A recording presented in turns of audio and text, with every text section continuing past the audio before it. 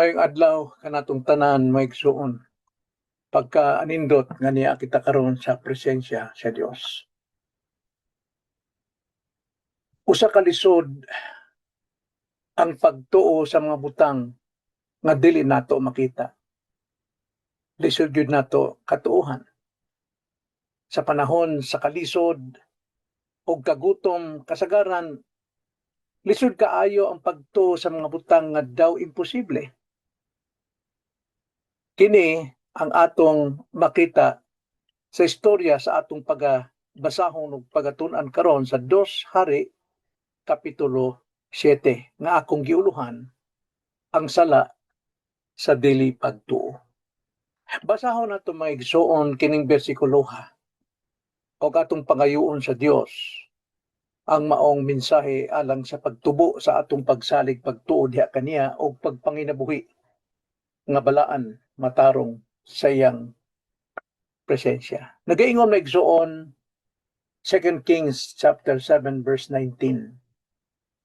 Og ang maong kapitan mitubag sa tao sa Dios og miingon, karon tan-awa kung si Jehova magahimo sa mga tambuanan sa langit, mahimo ba kahad kining butanga?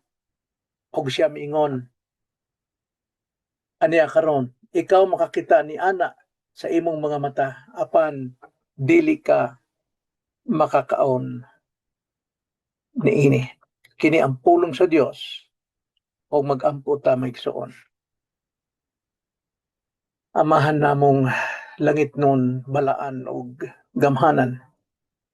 Ikaw lang gyud ang nakakita sa matag kasing-kasing sa imong mga katawhan ug ang imong pulong maoy motisok sa among kasing-kasing o mag-abli sa among mga kakulangon bisan pa sa among pagduha aron kini imong pakusgon o palig-onon.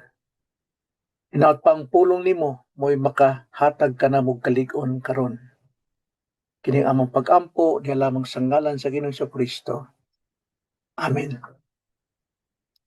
Now, ang konteksto ni ining 2 Hari Kapitulo 7 versikulo 19, usa ka tin-aw o dramatikong pagpadayag sa kakuyaw sa pagduha-duha atubangan sa milagrosong saad sa Dios.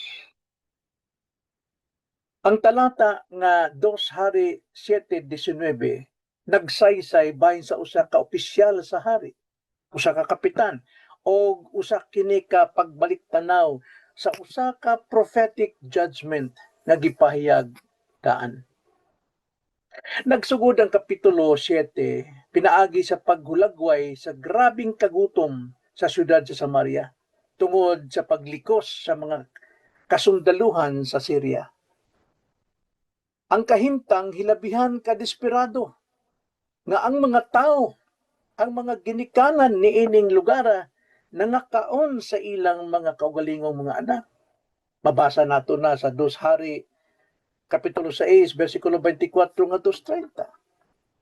Unya sa kinatumyan sa kadesperaduhan, si Propeta Eliseo mipahayag sa pulong sa Ginoo na nagingon, ugma niining orasa ang usa ka takos sa maayong harina ibaligya ra sa usa ka siklo o ang duha ka takos sa sibada sa usa ka siklo diha sa ganhaan sa Samaria. Kini usa ka milagrosong saad sa kaluwasan og abunda gikan sa usa ka sitwasyon nga walay paglaom. Makita nato sa bersikulo 2 ang usa ka opisyal sa hari kinsa gisandigan sa hari. Mitubag kang Eliseo nga nagbiay-biay. Mingon siya, tan-awa, bisan ng Ginoo magbukas og mga tambuanan sa langit, mahimo ba kining butanga? Nagpakita kini og bug-os nga kawalay pagtuo sa gahom sa Dios sa paghimo sa imposible. Tungod sa iyang pagduduha, gihukman siya ni Eliseo nga nagingon, tan-awa ka, ikaw makakita niini sa imong mga mata. Apan dili ka makakaon ni ana. Mao kada ang tubag sa alagad sa Ginoo tungod sa pagduha-duha niining tawhana. Ang iyang pagduha-duha maoy maghatag kaniya og dakong kapildihan sa iyang kinabuhi. Maigsuon. Kining pagduha-duha usa ni kadakong kaaway sa atong pagtuo o pagsalig diha sa Dios. So atong tan-awon karon hisgutan nato ang duha ka matang nining atong pagtulunan. Primero, hisgutan nato ang kahimtang. Ang kahimtang sa dili pagtuo. Unsa may kahimtang sa dili sa pagtuo? Now nining panahon na ang syudad sa Samaria nag-anto sa grabing kagutom tungod sa paglikos sa mga Syria o Aramaic. Ang pagtuo sa mga tao niadto ubos kaayo. O usa sa mga opisyal sa hari, mao kini ang kapitan, nagpakita sa iyang pagkawalay pagsalig sa saad sa Dios. Ang kini moabot ang kadagaya. Now, sama sa usa ka tawo nga naa sa desyerto, nagihaw, nalipong, nagisultihan nga adunay daghang tubig sa unahan. Imbis nga motuo o mopadayon, siya miingon, imposible. Dili gyud ka na mahitabo. Ang iyang dili pagtuo maoy nakapugong kaniya nga makasinati sa kaayo nga anaa sa iyang atubangan. Now, kitang tanan, labi na sa kitang mga Kristohanon, nag-atubang sa mga panahon sa kalisod o sa mga imposibleng sitwasyon. Ang atong reaksyon niini na mga kahimtang nagpakita kung lig-on ba ang atong pagtuo sa Dios o dunay pagduha-duha. Kinahanglan kita magbantay sa bisan gamay nga pagduha-duha kay kini makapugong sa panalangin sa Dios. Busa nakita nato ang kahimtang sa dili pagtuo. Karon hisgutan nato ang sanglitanan sa dili pagtuo. Ang sanglitanan sa dili pagtuo. Ang opisyal gisultihan ni Eliseo nga bisan kung makita niya ang panalangin sa Dios, dili siya makatagamtam niini. Maugyod kini ang nahitabo kaniya. Napatay siya sa mga tao sa pultahan. Nga naman, sa diha nga masabtan sa mga katauhan, sa mga gigutom, naas kalisod. Nga doon na abudang siya ng mga panalangin. Nanagan sila, pagawas sa ilang kampo. O ang kapitan nga magbantay sa pultahan, siya natamakan sa mga tao. O siya namatay. O wala makatagamtam sa kadagaya. Mga igsoon, una-una ang usa ka tawo nga gipili aron makadaog og ganti. Apan tungod kay nagduha-duha siya, wala siya mutuo og wala mo angkon ini. Sa katapusan, ang ganti gihatag sa lain. Og ang nakadaog nagpabilin nga walay bisan unsa. So busa, mga igsuon, ang atong dili pagtuo makapugong kanato sa pagtagamtam sa mga saad sa Dios. Ang mga panalangin ana-ana. Apan tungod sa atong pagduha-duha, dili nato kini maangkon. Tuna ka ba'y pagduha-duha? Igsuon. Ang pagduha-duha nagpasabot nga naghunahuna kita nga ang Dios dili makahimo og dili matinud-anon sa iyang pulong. Maigsoon, walay kaluwasan kung dunay pagduha-duha. Kung ikaw nag-angkon nga ikaw usa ka luwasnon nga tao,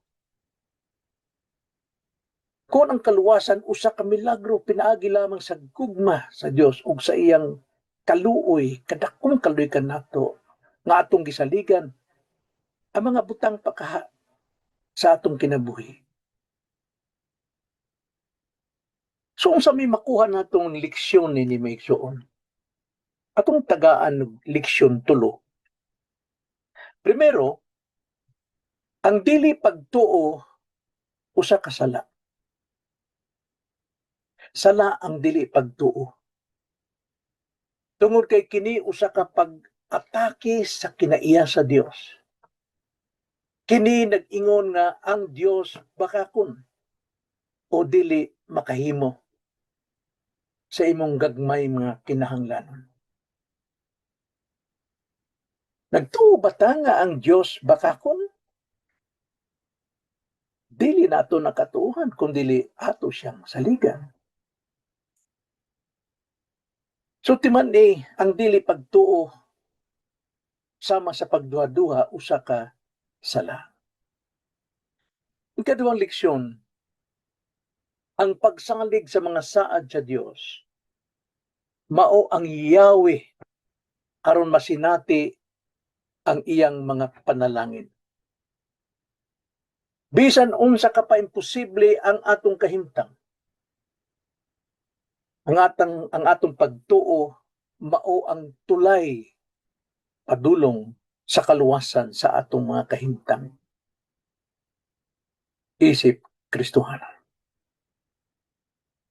Ikatulo ka leksyon maigsoon, dili igo ang pagtuo lamang. Kay mahimong emosyonal lamang. Kinahanglan usab ang paglihok sa pagtuo. Kay sumala pa ni Santiago sa iyang sulat, ang pagtuo nga walay buhat sama sa usa ka patay nga lawas na nabuwag ang espiritu. Sama sa istorya ni Eliseo, ang panalangin miabot. Sa dihang milihok ang mga instrumento sa Dios, maupat kasanlahon nga nagsalig kaniya. Maoy gigamit aron mudagaya ang panalangin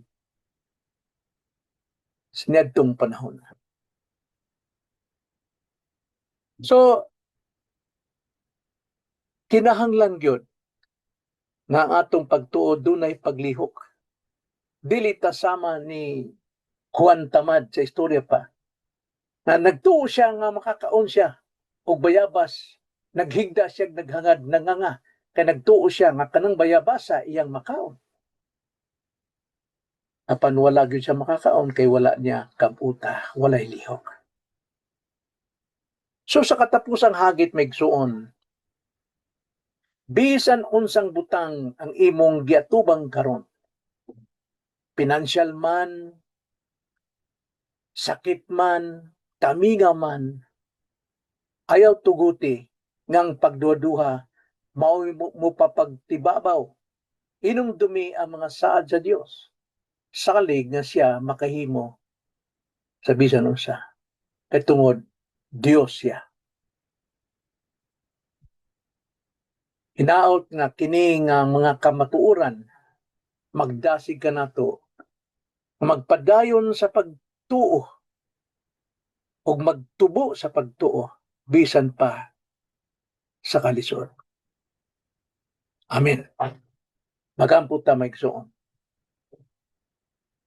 Dalay ko na mga amahan, hinaot pa nga kining mensahe karon ang imong pulong nga nagsaysay may tungod sa sala sa pagduha-duha. Hinaot pa nga kini makadugang kusog kalig-on sa among pagsalig kanimo.